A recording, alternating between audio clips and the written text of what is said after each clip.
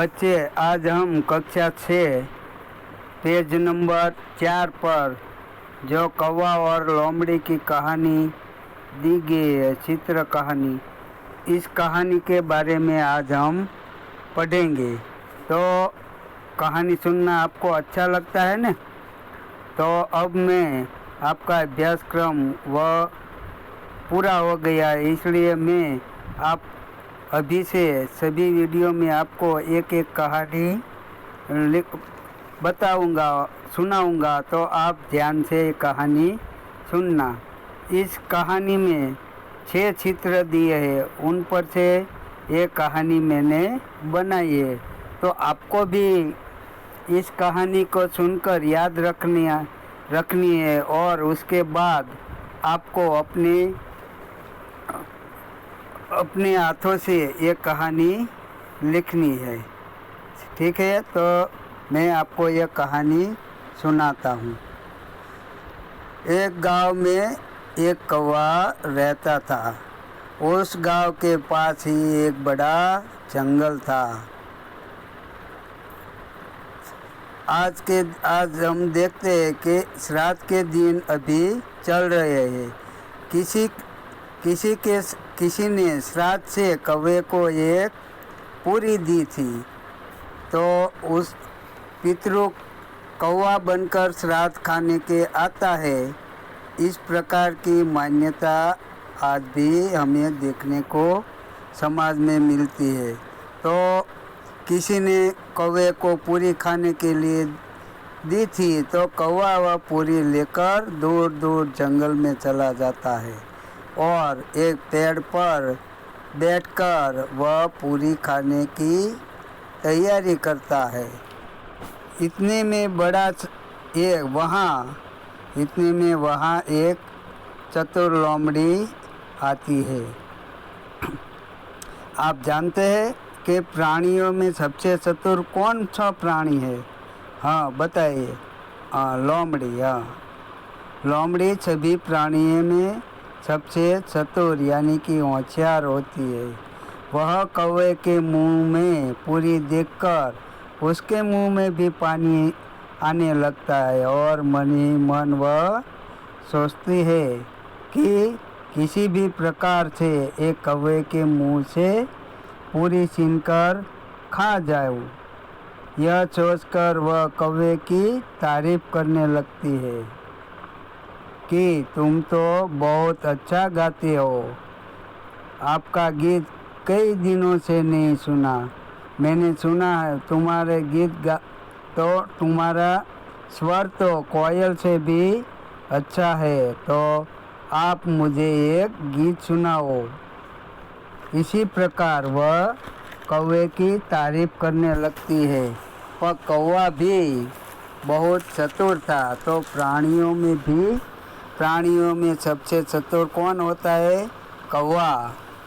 तो कौवा भी कच्ची मिट्टी का नहीं था कि वह लोमड़ी की बातों में आ जाए और उसकी बातों में वह पिघल जाए। उसने जब लोमड़ी कहती है कि आप अच्छा गाता है, तो वह कौवा गीत गाने के लिए वह अपने मुंह में जो पूरी थी वह पेड़ के नीचे दबा देता है और गीत गाना शुरू करता है। लोमड़ी कौवे की चतुराई देखकर उसने सोचा कि कौवा अपनी बातों में आने वाला नहीं है, कोई दूसरी युक्ति सोचनी पड़ेगी, कौवे की ज़्यादा तारीफ करनी पड़ेगी। लेकिन कौवा उसकी बात सुनता गया, लेकिन मुंह नहीं खोला, क्योंकि कौवा भी जानता था कि लोमड़ी बहुत चतुर है। वह मेरे गीत सुनने के बहाने मेरी पूरी खाना चाहती है, इसलिए कौवा ने मुंह नहीं खोला।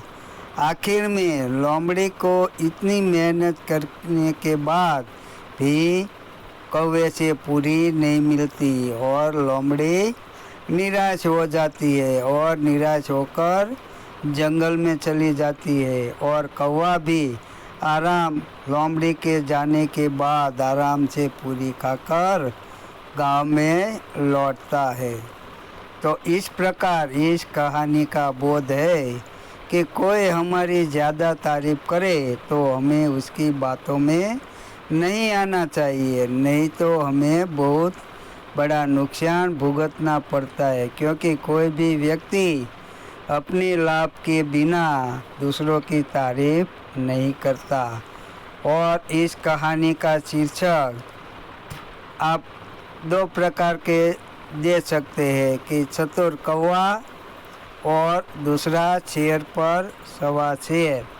तो एक और दूसरी ऐसी कहानी है, आपने बंदर और फेरिए की कहानी सुनी थी कि बंदर फेरिए की जब फेरिया टोपी बेचने निकलता है तो वह झाड़ के नीचे सो जाता है। तब बंदर फेरिए की सभी टोपी लेकर अपने सर पर पहनकर वह झाड़ पर बैठ जाता है। जब फेरिया जागता है तो देखता है कि सभी बंदर उसकी टोपी ले गया। तो बंदर फेरिया जानता था कि बंदर को बुद्धि नहीं होती, इसलिए वह टोपी अपने हाथ में लेता है। तो बंदर भी उसकी नकल करते हुए टोपी हाथ में लेते हैं और फेरिया थोड़ी देर घुमाकर नीचे पटक देता है टोपी को। तो सभी बंदर भी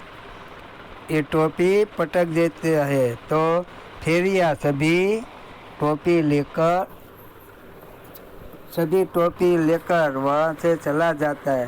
पर इस प्रकार इस युग में 2020 में ये बंदर ऐसे नहीं रहे, वह भी चालाक हो गया। वह टोपी नहीं फेंकता, लेकिन वह फेरिया को कहता है कि तुम्हारे बाप ने जो तुम्हें सिखाया है उसी प्रकार हमारे वड़वा ने भी हमें सिखाया है कि कोई हमारी नकल करे तो उसकी नकल हमें नहीं करनी चाहिए। अपनी बुद्धि से हमें सोचना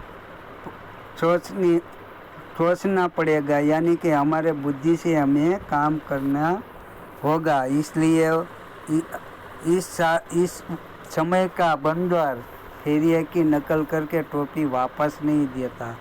तो ठीक है, तो अगले लेक्चर में हम दूसरी कहानी पढ़ेंगे।